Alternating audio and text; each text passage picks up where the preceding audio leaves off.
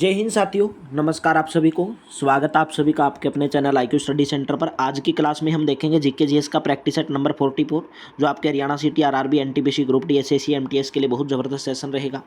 अगर आप हरियाणा सिटी की तैयारी कर रहे हैं, डेली सुबह 6 बजे इंडिया करंट अफेयर्स की क्लास, डेली सुबह 7 बजे आपको क्लास हरियाणा करंट अफेयर्स की, डेली सुबह 9:30 बजे हरियाणा जीके की, डेली दोपहर को 12 बजे आपको ये इंडिया जीके की क्लास देखने को मिलती है, डेली दोपहर को 1 बजे रीजनिंग की क्लास और इसी के साथ 2 क्लास लाइव चलती हैं। डेली रात को 9 से 10 हरियाणा जीके की, 10 से 11 इंग्लिश की, और पूरा मैथ का कंप्लीट सिलेबस करवाया हुआ है। प्ले लिस्ट में जाकर आप चेक कर सकते हैं मेरे दोस्तों, ठीक है।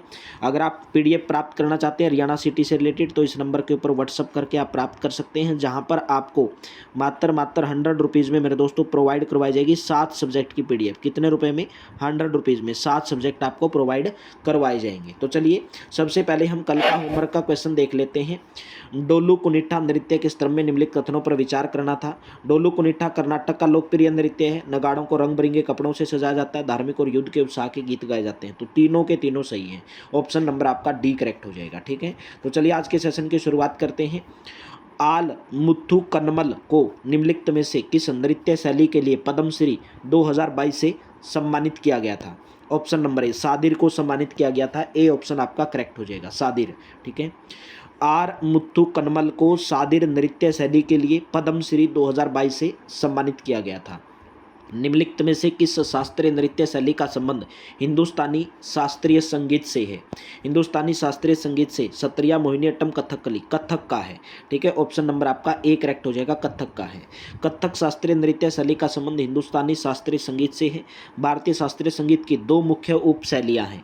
हिंदुस्तानी शास्त्रीय संगीत भारतीय उपमहाद्वीप के उत्तरीय क्षेत्रों का शास्त्रीय संगीत कहा जाता है। हिंदुस्तानी संगीत बड़े पैमाने पर हिंदी, पंजाबी, राजस्थानी, उर्दू और ब्रज भाषा में लिखी गई रचनाओं का उपयोग करता है। कर्नाटक संगीत हो गया, दक्षिण भारत से जुड़ी एक संगीत प्रणाली है जिसमें आधुनिक भारतीय राज्य कर्नाटक, आंध्र प्रदेश, तेलंगाना, केरल और तमिलनाडु इसके अंदर शामिल हैं।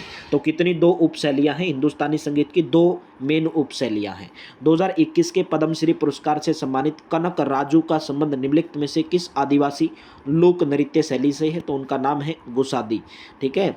2021 के पद्मश्री पुरस्कार से सम्मानित किया गया था कनक राजू को। उनका संबंध गुसादी आदिवासी लोक नृत्य शैली से है। बी ऑप्शन करेक्ट रहेगा। 2021 के पद्मश्री पुरस्कार से सम्मानित कनक राजू का संबंध गुसादी आदिवासी लोक नृत्य शैली से है। इनका संबंध तेलंगाना राज्य से है। नोट करने योग्य बातें हैं। पोपीर और वांचो नृत्य अरुणाचल प्रदेश का एक नृत्य है। पोपीर और वांचो नृत्य, पोपीर और वांचो नृत्य कहाँ का है? अरुणाचल प्रदेश का है। चांगई नृत्य भारत के किस राज्य से संबंधित है? चांगई नृत्य भारत के कौन से राज्य से संबंध रखता है? नागालैंड से। सी ऑप्शन आपका करेक्ट रहेगा, नागालैंड। चांगई नृत्य भारत के नागालैंड राज्य से संबंधित है। नागालैंड के अन्य लोक नृत्य आलूपुट, कुकी नृत्य, लेसापट, रेंगमा, म्यूर नृत्य आदि है, ठीक है। नेक्स्ट, शास्त्रीय नृत्य रूपों को प्रोत्साहन देने में अपने अद्वितीय योगदान के लिए तिरुमाला तिरुपति देवस्थानम के निवासी नर्तक के रूप में किसे सम्मानित किया गया था? राइट ऑप्शन रहेगा option number A Yamini Krishnamurthy. A option आपका करेक्ट रहेगा। शास्त्रीय नृत्य रूपों को प्रोत्साहन देने में अपने अद्वितीय योगदान देने के लिए तिरुमाला तिरुपति देवस्थानम के निवासी नर्तक के रूप में यामिनी कृष्णमूर्ति को सम्मानित किया गया था। यामिनी कृष्णमूर्ति भरतनाट्यम और कुचिपुड़ी की प्रसिद्ध नृत्यांगना है। ए पेंशन फॉर डांस इनकी आत्मकथा है। A passion for dance, a passion for dance किसकी आत्मकथा है मेरे दोस्तों?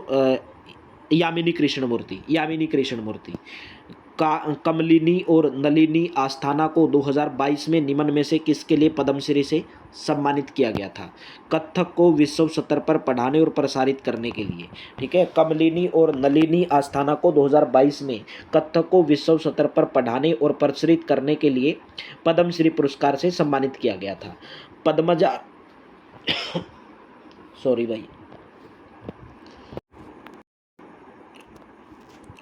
पद्मजा रेड्डी जिन्हें 2022 में पद्मश्री से सम्मानित किया गया था, निम्नलिखित में से किस नृत्य शैली के लिए प्रसिद्ध है? ऑप्शन नंबर बी करेक्ट रहेगा, कुचिपुड़ी। बी ऑप्शन आपका करेक्ट रहेगा। वर्ष 2022 में कुचिपुड़ी नृत्यांगना पद्मजा रेड्डी, मैंने पिछले प्रैक्टिस सेट में बताया जहाँ पर रेड्डी आएगा वो आंध्र प्रदेश का रहेगा। अगर आपको नहीं आता है क्वेश्चन, ठीक है, तो पद्मजा रेड्डी कुचिपुड़ी कहाँ का लोक नृत्य? आंध्र प्रदेश का है, ठीक है। बस यही आपको बात याद रखनी है। थब्बल चोगता भारत के किस राज्य का लोक नृत्य है? थब्बल चोगता राइट ऑप्शन रहेगा मणिपुर का, सी ऑप्शन आपका करेक्ट रहेगा, मणिपुर का है। थब्बल चोंगपा भारत के मणिपुर राज्य का लोक नृत्य है। उत्तर प्रदेश के लोक नृत्य कौन कौन से? नौटंकी, रासलीला, कजरी। उत्तराखंड के कौन कौन से? भोटिया नृत्य, चमकुल्ली। राजस्थान के घूमर और कालबेलिया। बिहार के जाट जटिन, पनवारिया, विदेशिया। गुजरात के गरबा, डांडिया, रास और भवई। गरबा, डांडिया, रास और भवई।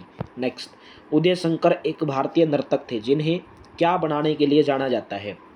उनको क्या बनाने के लिए जाना जाता है? नृत्य की फ्यूजन शैली, नृत्य की फ्यूजन शैली, बी ऑप्शन करेक्ट रहेगा। उदय शंकर एक भारतीय नर्तक थे जो फ्यूजन स्टाइल डांस के लिए जाने जाते थे। उदय शंकर जन्म 1990, 1900 में, 1977 में मृत्यु। एक भारतीय नर्तक और कोरियोग्राफर थे। वे आधुनिक नृत्य की अवधारणा को भारत में लाने वाले पहले व्यक्ति थे। ठीक है, उत्तर प्रदेश का लोक नृत्य बता दिया, नौटंकी, रासलीला, जैता, कजरी। राजस्थान का घूमर, कालबेलिया। तमिलनाडु का भरतनाट्यम। यही बात आपको ज़्यादा ध्यान में रखनी है। 1971 में भारत सरकार द्वारा भारत का दूसरा सर्वोच्च नागरिक पुरस्कार पद्म विभूषण से सम्मानित किया गया था। किसको? उदय शंकर को। नेक्स्ट, गुलाबो सपेरा का संबंध निम्नलिखित में से किस नृत्य शैली से है? गुलाबो सपेरा, तो गुलाबो सपेरा कालबेलिया। ठीक है, ऑप्शन नंबर आपका बी करेक्ट रहेगा। कालबेलिया कहाँ का है? राजस्थान का। गुलाबो सपेरा का संबंध कालबेलिया नृत्य शैली से है। कालबेलिया नृत्य राजस्थान के कालबेलिया जनजाति के द्वारा किया जाता है। कालबेलिया नृत्य में सिर्फ स्त्रियां ही भाग लेती हैं। कालबेलिया नृत्य को वर्ष 2010 में यूनेस्को की अमूर्त सांस्कृतिक विरासत की सूची में शामिल किया गया था। भारतीय शास्त्रीय नृत्यांगना कुमकुम धर को उनके योगदान के लिए संगीत नाटक अकादमी पुरस्कार 2020 से सम्मानित किया गया। किस में योगदान के लिए? तो राइट ऑप्शन बन जाता है ऑप्शन नंबर सी, कथक में। ठीक है, भारतीय शास्त्रीय नृत्यांगना है कुमकुम धर, उनको कथक में उनके योगदान के लिए संगीत नाटक अकादमी के द्वारा 2020 से सम्मानित किया गया था। भारतीय शास्त्रीय नृत्यांगना कुमकुम धर को कथक में उनके योगदान के लिए संगीत नाटक अकादमी पुरस्कार 2020 से सम्मानित किया गया। इन्होंने भातखंडे संस्कृत विश्वविद्यालय के कुलपति के रूप में भी काम किया है। कुचिपुड़ी नर्तक वी सत्यानारायण शर्मा को निम्नलिखित में से किस पुरस्कार से सम्मानित किया गया है?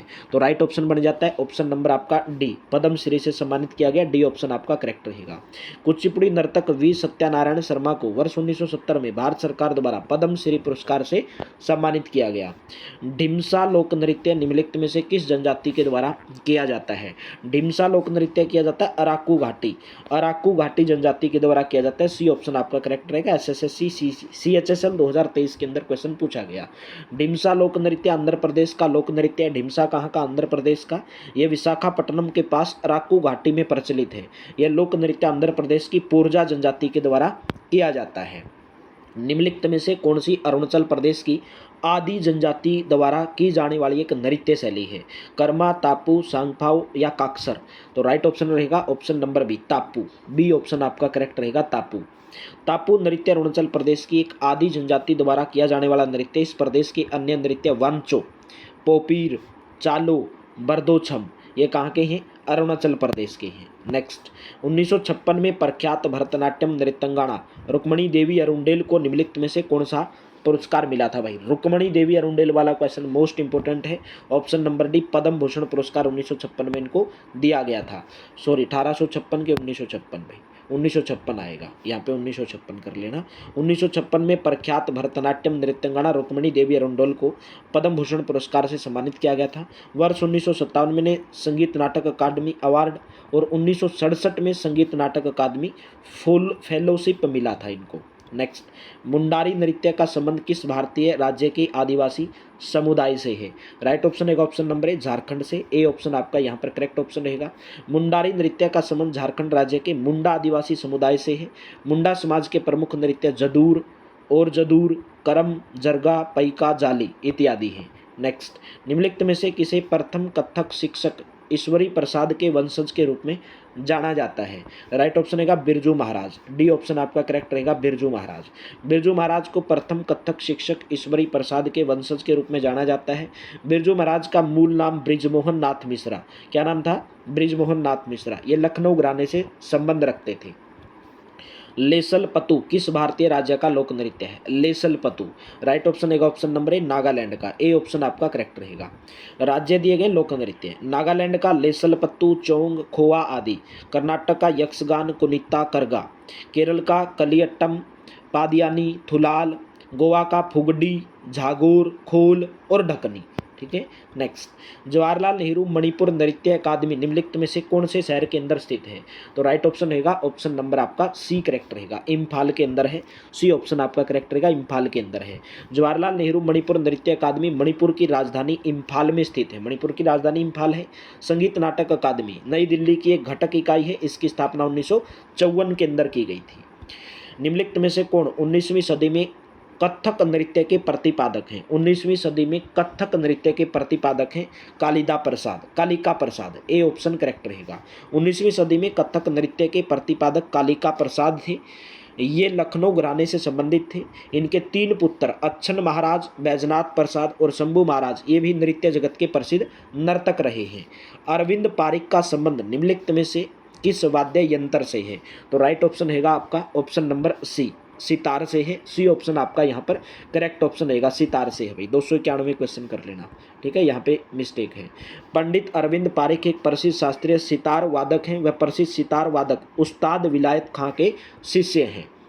नेक्स्ट 292, आर के बीजापुरे निम्नलिखित में से कौन सा वाद्य यंत्र बजाते थे? आर के बीजापुरे कौन सा वाद्य यंत्र बजाते थे? हारमोनियम बजाते थे। सी ऑप्शन आपका करेक्ट रहेगा। आर के बीजापुरे हारमोनियम वाद्य यंत्र बजाते थे। पुरुषोत्तम वालावलकर, अरविंद धत्ते, अप्पा जलवांगकर, पंडित तुलसीदास बोरकर आदि प्रमुख हारमोनियम वादक हैं। नेक्स्ट 293, भल्लरी जो कि एक लोकप्रिय लोक संगीतों में से एक है जिसे किसानों द्वारा अपने खेतों में काम करते समय गाया जाता है। तो ये कहाँ का लोकप्रिय लोकगीत है? ठीक है, भल्लरी तो कहाँ का है? ऑप्शन नंबर आपका बी करेक्ट रहेगा, महाराष्ट्र का। बी ऑप्शन आपका करेक्ट रहेगा। भल्लरी महाराष्ट्र का एक लोकगीत है जो किसानों द्वारा खेतों में काम करते समय गाया जाता है। यह गीत किसानों को थकान मुक्त करता है। राजस्थान राज्य का संगीत वाद्य यंत्र करताल किसकी श्रेणी में आता है? किसकी श्रेणी में आता है? 294 का ऑप्शन नंबर आपका सी करेक्ट रहेगा, आइडियोफोन की श्रेणी में आता है। सी ऑप्शन करेक्ट रहेगा। करताल लकड़ी और पीतल से बना एक ठोस वाद्य यंत्र है जिसको आइडियोफोन कहा जाता है। ये एक लोक वाद्य यंत्र है, राजस्थान में यह है। बहुधा प्रयोग होने वाले संगीत वाद्य यंत्र है, बहुत ज़्यादा प्रयोग होने वाले। इसका मुख्य रूप से भक्ति और लोक संगीत में उपयोग किया जाता है। ख्याल गायन शैली के बनारस घराने के संस्थापक निम्नलिखित में से कौन थे? मोस्ट इंपोर्टेंट क्वेश्चन है। राइट ऑप्शन रहेगा option number 1 Pandit Gopal Mishra. A option correct रहेगा, पंडित गोपाल मिश्रा। भारत में ख्याल गायन शैली का जन्मदाता अमीर खुसरो को माना जाता है। इसे लोकप्रिय बनाने का श्रेय मोहम्मद शाह के दरबारी गायक स्वारंग एवं अदारंग को जाता है। बनारस में इस शैली के जन्मदाता पंडित गोपाल मिश्रा माने जाते हैं। बनारस में कौन माने जाते हैं? पंडित गोपाल मिश्रा। ठीक है, तो ख्याल गायन शैली के बनारस घराने के जो संपादक थे उनका नाम था पंडित गोपाल मिश्रा। वैसे जो भारत में ख्याल गायन शैली का जन्मदाता किसको कहा जाता है? अमीर खुसरो को माना जाता है। एक खोखली लोकी में बांस के 2 छोटे पाइप लगाकर बनाया गया एक सुशीर वाद्य यंत्र है जिसे ज्यादातर सपेरों द्वारा इस्तेमाल किया जाता है। उसको क्या बोला जाता है? उसको बीन बोला जाता है। ठीक है, ऑप्शन नंबर 1 करेक्ट रहेगा। एसएससी जीडी 2021 में पूछा गया है। बीन एक प्रकार का संगीत वाद्य यंत्र है जिसका प्रयोग प्राचीन काल से सपेरों द्वारा किया जाता रहा है। उत्तर पूर्वी भारत में इसे पुंगी, तुम्बी, नागासर आदि नामों से जाना जाता है तथा दक्षिण भारत में यह नागस्वरम, महदी और पंबत्ती कुजल के नाम से प्रचलित है। ज्ञात है कि यह एक खोखली लोकी में बांस के 2 छोटे पाइप लगाकर बनाई जाती है। ओडिसी राज्य का ढेनका एक लोकप्रिय वाद्य यंत्र है। कैसा लोकप्रिय वाद्य यंत्र है? राइट ऑप्शन रहेगा option number D chordophone. D option correct रहेगा। ढेनका उड़ीसा राज्य का एक लोकप्रिय कार्डोफोन वाद्य यंत्र है। हरिप्रसाद चौरसिया का संबंध निम्नलिखित में से किस वाद्य यंत्र से है? मोस्ट इंपोर्टेंट क्वेश्चन है। हरिप्रसाद चौरसिया का जो संबंध है वो बांसुरी से है। डी ऑप्शन करेक्ट रहेगा। हरिप्रसाद चौरसिया का जन्म 1 जून 1938 को इलाहाबाद में हुआ था। हरिप्रसाद चौरसिया प्रसिद्ध बांसुरी वादक हैं। उन्हें भारत सरकार ने 1992 में पद्म भूषण, 2000 में पद्म विभूषण से सम्मानित किया था। तीजनबाई, झाडूराम देवांगन, रितु वर्मा, उषा बारले और शांतिबाई चेलक लोक संगीत के निम्नलिखित में से किस रूप के लिए प्रसिद्ध जाने जाते हैं? पंडवानी के लिए। ठीक है, किसके लिए जाने जाते हैं? पंडवानी के लिए। तीजनबाई, झाडूराम देवांगन, रितु वर्मा, उषा बारले, शांतिबाई चेलक लोक संगीत के किस रूप के लिए प्रसिद्ध है? पंडवानी के लिए। ठीक है, पंडवानी कहाँ का है? छत्तीसगढ़ का एकल नाट्य है जिसका अर्थ है पांडव कथा यानी कि महाभारत की कथा। ये कथाएं छत्तीसगढ़ की प्रधान तथा देवार जातियों की गायन परंपरा। तीजनबाई इस नृत्य को अंतर्राष्ट्रीय ख्याति दिलाई। इसके अन्य प्रसिद्ध कलाकार झाड़ूराम देवांगन, रितु वर्मा, उषा बारले और शांतिबाई चेलक आदि हैं। नेक्स्ट है उस्ताद बिस्मिल्लाह खां कौन से वाद्य यंत्र बजाने के लिए प्रसिद्ध है। मोस्ट इंपॉर्टेंट क्वेश्चन है, इसका आंसर आपको होमवर्क के रूप में देना है। क्लास अगर अच्छी लगी तो सेशन को लाइक कर देना, शेयर कर देना। डिस्क्रिप्शन के अंदर टेलीग्राम का लिंक दिया गया, पीडीएफ के लिए आप टेलीग्राम चैनल को ज्वाइन कर लेना। डेली दोपहर को 12 बजे आपको ये क्लास देखने को मिलती है और पीडीएफ के लिए आप इस नंबर के ऊपर संपर्क कर सकते हैं 8813058810। हरियाणा सिटी की पीडीएफ प्राप्त करने के लिए मात्र 7 सब्जेक्ट आपको मेरे दोस्तों 100 रुपीज़ में, केवल 100 रुपीज़ में प्रोवाइड करवाए जाएंगे। तो चलिए, थैंक यू, आप सभी का बहुत बहुत धन्यवाद। मिलते हैं नेक्स्ट प्रैक्टिस सेट में। Have a nice.